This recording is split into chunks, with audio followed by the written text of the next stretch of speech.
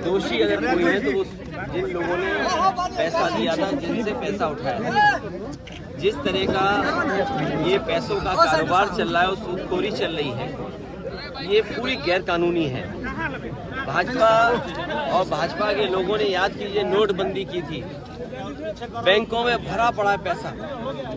अगर बैंकों में पैसा भरा पड़ा है तो आखिरकार व्यापारी को या कारोबारी को इस तरह के सूदखोरों से कैसे पैसा लेना पड़ रहा है। और सूदखोरों का जो हिसाब किताब है वो बहुत अलग है। पता नहीं कितना पैसा वसूलते हैं, पैसा नहीं मिलेगा तो धमकाएंगे, समय समय पर आपको प्रताड़ना देंगे, आपके घर घुसाएंगे, आपको फोन करेंगे। और एक व्यापारी मिला जिसकी पिटाई की, कान में चोट थी, आंख पूरी लाल कर दी पीट पीट करके। ये सूदखोरों का ऑर्गेनाइज्ड और भारतीय जनता पार्टी द्वारा चलाया हुआ ये कारोबार है।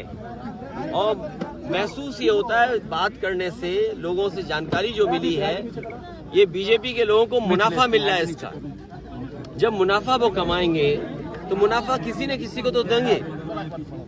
उनके परिवार के लोगों की मांग थी कि पत्नी पढ़ी लिखी है, उन्हें सरकारी नौकरी मिले, सरकार 50 लाख से मदद करे, और जिनके प्रॉपर्टियों की रजिस्ट्री नहीं हुई है उन रजिस्ट्रियों को कैंसिल किया जाए।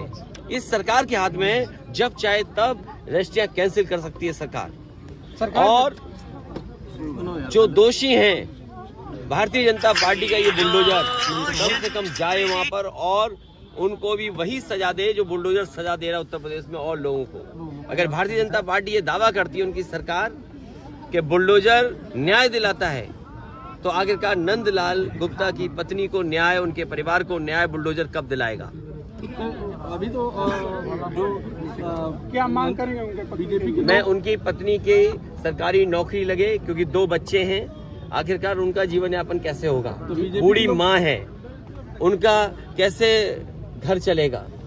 इसलिए पत्नी को सरकारी नौकरी और परिवार को 50 लाख सरकार मदद करे। सरकार जीरो टैलेंट की बात करती है, आप पकड़ने में 6 दिन लगा दी, पार्टी का ही ये सूदखोरी का कारोबार अगर इन्वेस्टर मीट में चला जाएगा तो याद रखना, ये व्यापारी एक भी पैसा उत्तर प्रदेश में नहीं लगाएगा। और मैं ये दावा करके जा रहा हूँ, बहुत ही मुश्किल होगा बलिया तक इन्वेस्टमेंट लाना। ये सदन में उठेगी बात। सदन में मैं बात केवल नंदलाल गुप्ता की बात नहीं उठाऊंगा। मैं इसी तरह पुलिस की कस्टडी में डेथ सबसे ज्यादा उत्तर प्रदेश में हुई है भाजपा की पार्टी। और कानपुर में जिस तरीके से एक व्यक्ति को मार मार करके जान ले ली, उसकी पत्नी को भी सरकारी नौकरी नहीं दी।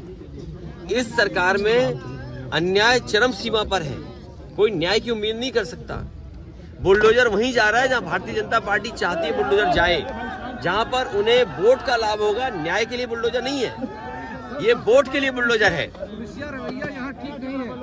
ये भारतीय जनता पार्टी की सरकार में कहीं रवैया ठीक नहीं है। ये मंत्री जी पार्टी के सदस्य उसमें शामिल है, मैं उस पर कार्रवाई नहीं की जा रही। मैं पुलिस की सांठगांठ और बीजेपी के बड़े लोगों की सांठगांठ के बिना इतना बड़ा सूदखोरी कारोबार नहीं चल सकता। और याद कीजिए, जिस समय किसानों के कर्ज माफ की बात थी, उस समय ये बात भी उठी थी कि सूदखोर जो हैं, जो पैसा बांटते हैं, आखिरकार वो कैसे वापस होगा। मैं समझता हूँ जब से उन्होंने मोबाइल, डायरी और चीजों को लिया है, सरकार की जानकारी में सभी कुछ होगा। अगर सीडीआर उठा लेंगे नंदलाल गुप्ता का और जो और व्यापारी हैं जिनके साथ समय समय पर उन्होंने अन्याय किया है, पीटा है, अपमानित किया है, अगर उनसे जानकारी हासिल करना चाहेगी सरकार, तो सभी सूदखोरों की पूरी जानकारी सरकार को मिल जाएगी। सत्ताधारी है ना कि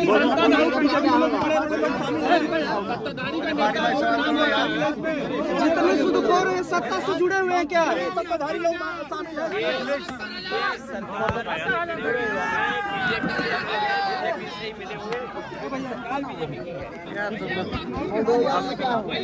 क्या ओम प्रकाश राजभर ने आपको